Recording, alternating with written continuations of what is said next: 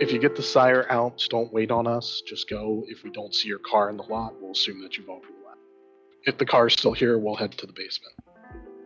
Pick some locks. You're able to get this one open. You definitely notice that it is not the same wafer locks as the front door. This is more secure, at least as far as being locked. But it pops open and leads to a staircase up. Dimico has Silence of Death going. He looks back at Matt. He can't make any sounds right now, but he holds a finger to his lips, the universal sign for quiet. In response to being given the universal sign to Matt will obfuscate to move around invisibly. I will stay unobfuscated for the moment so that I can open doors. I will be using regular stealth. However, Dimico will do one other thing as they enter the stairwell. He reaches into his jacket, pulls out a gun, pulls out a silencer, and screws the silencer onto the end of the gun, just to have it ready. Then up the stairs, silently. Upstairs, there are 4 doors. One that says supply closet, one that says restroom, one that says Dr. Evelyn Thorne, and one that says Dr. Miranda Bishop. There's a moment of perhaps hypervigilance that is egged on by the beast in a lapse in attention. You are focused on being silent and moving through this place silently.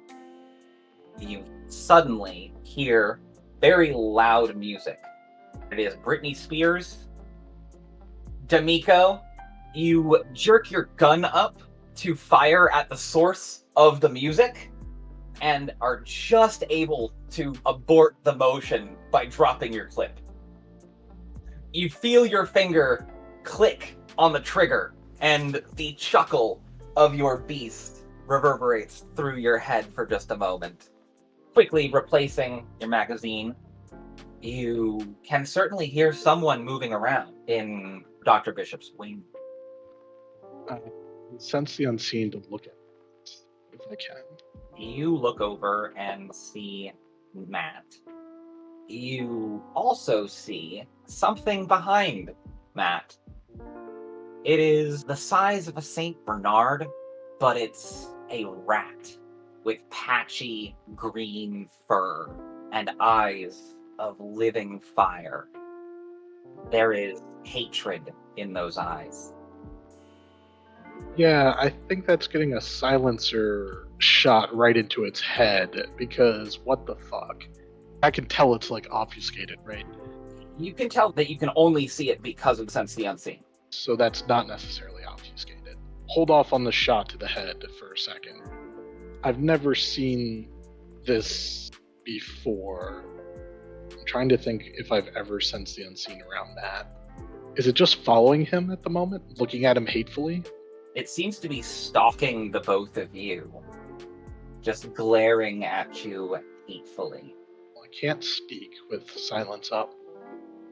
So I look at it, I look at Matt, I point at Matt, one finger pointing at you, and then I point down the hall towards the office where the music's coming from. I'll try and pretend like I didn't see the rat and see what it does as we split, if Matt does that. So you're not invisible, you're just very quiet. Correct. Movie muted, basically. Then yeah, I feel like I can interpret those hand gestures. I'm gonna let you scout it out since you're actually invisible. And I keep an eye on that rat, because if it starts to go after you, I think that's when I might just stomp on its head. It will follow Matt to the door. How big is this rat? You said it's pretty big, right? It's the size of a St. Bernard. Yeah, that's pretty big. Silenced pistol might not be big enough. And the right place. Honestly, kind of want to see if it's corporeal. I bet it's corporeal, but I don't know. Problem is, if I grapple it, I'm going to break my silence probably pretty quickly as we get into a scuffle. Shooting the gun, even silence, is going to make some noise. I think grabbing it and trying to drag it away. How close are we to the stair? You've come up the stairwell and have got 5 feet into the hallway and are looking at Yeah. the place. Yeah, I think I'm going to try grabbing it and quickly dragging it into the stairwell. They can't squeak too much if I grab by the throat and drag it. It's dog size. I got to get an arm around the neck. It's going to be tough, but letting it follow him seems like a bigger risk at this point. You lunge for the thing to quickly pin it, and you go right through the thing.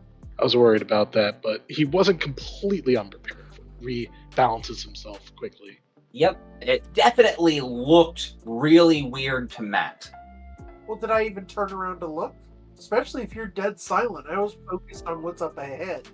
It has not made any noise, although it looks like it's hissing at you. I'm going to point 2 fingers at my eyes and then turn it around, put the fingers together, and point at it. You know what that means. But I get back into cover. Visible rat. Well, incorporeal rat, probably wraith or spirit. Ghost rat. It slinks through the door to Dr. Thorne's room. Have I made it to my designated door? Yes, you have. What's this door look like? Is there any way I can peek through this? It's metal. It's a doctor's office door. Got the little plaque on it.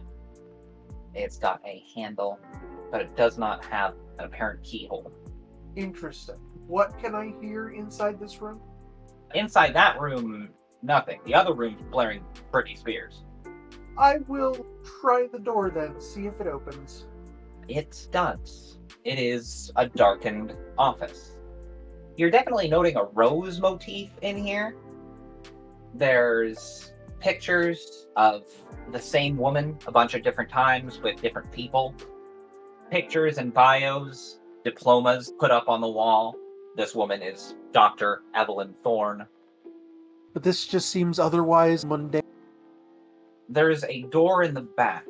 This particular section of the office looks mundane. Well, I know that this building had security elsewhere, so it may have more security this far in. Knowing how bad I am at subterfuge and streetwise, I'm gonna stick my head back out into the hallway and all clear. I guess just a big thumbs up. Peeking down the hallway back to my friend who can apparently see me while I'm invisible. Is it a wall and a door and there's no way to see into the office? Or is it like open windows in some way to the outside that we can see? There's windows to the outside, but there's not windows from the hall to the office. That makes sense.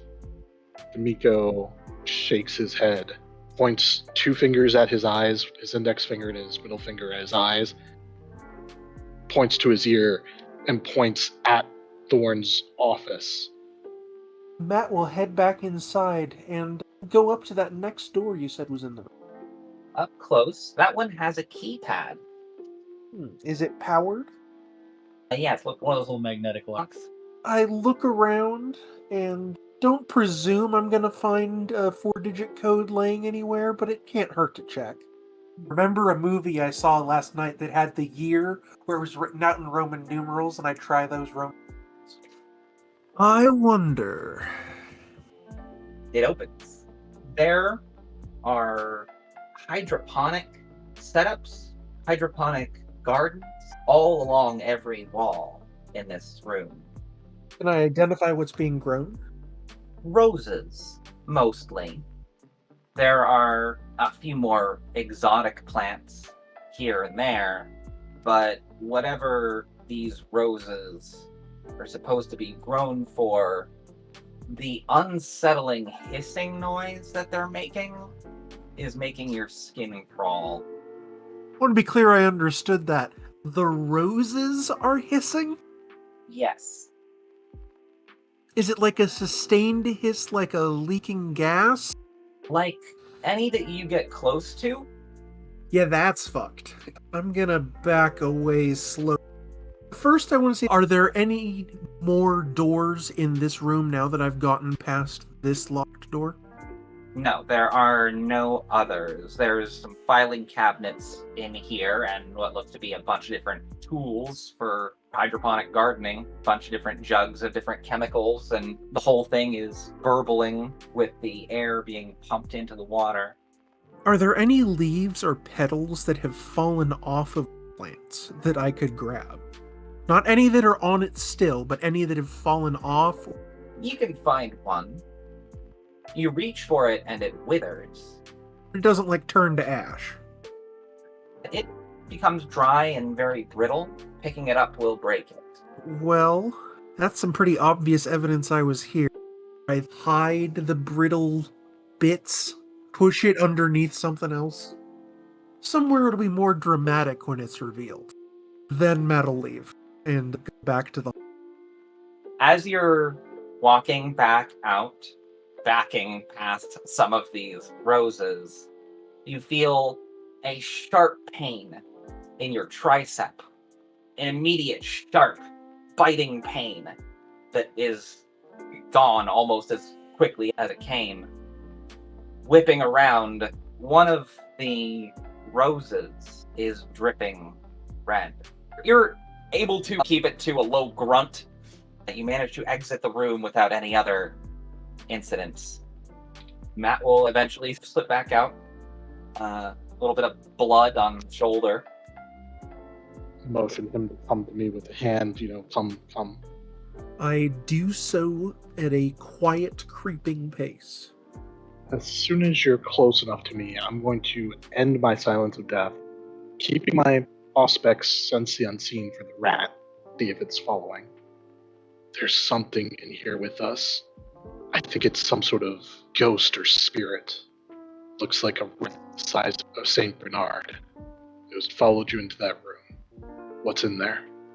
A doctor's office with a locked hydroponics bay behind it, where they're growing roses that do not like our presence.